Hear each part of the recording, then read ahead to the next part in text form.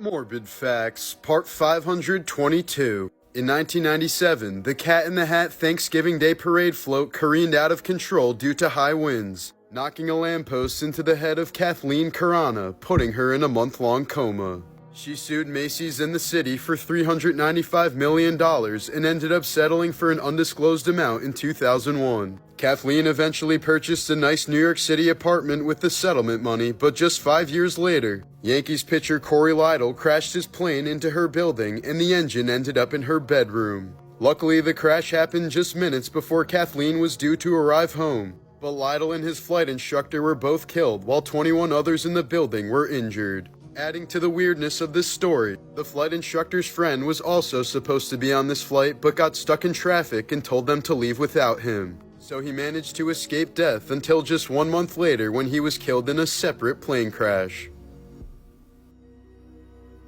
Morbid Facts, Part 373. The photo on the right shows a Houston police officer reacting outside the home where Andrea Yates drowned her 5 children in 2001. She started by holding 3 of her boys underwater in her bathtub until they stopped struggling. She then drowned her 6-month-old Mary, whom she left floating in the tub. Her last living child, Noah, soon walked in and asked what was wrong with Mary, then ran when he realized what was going on. But Yates quickly caught up to the 7-year-old and drowned him as well. Afterwards, she laid the lifeless bodies of her children together in her bed. She then called the police, repeatedly saying she needed an officer but refusing to say why. During the trial, the defense argued that Yates was severely mentally ill and not in control of her actions during the murders. She was in a deeply delusional state, believing she needed to murder her children to prevent them from going to hell. In 2006, she was found not guilty by reason of insanity and committed to a high-security mental hospital in Texas where she remains to this day.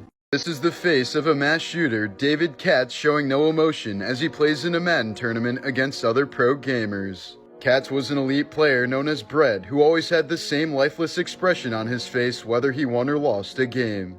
During a professional Madden 19 tournament in Jacksonville, Florida, Katz refused to shake the hand of his opponent after losing to him and stormed out of the tournament. Shortly afterwards, he returned with 2 handguns and fired 12 rounds into the players and crowd. 2 people were killed and 10 others were wounded before Katz turned the gun on himself. This eerie photo shows the red dot from David's sight on the chest of 22-year-old victim Elijah Clayton, who made a last-minute decision to enter the tournament. It was later revealed that Katz had suffered from numerous mental illnesses and had been institutionalized several times throughout his life.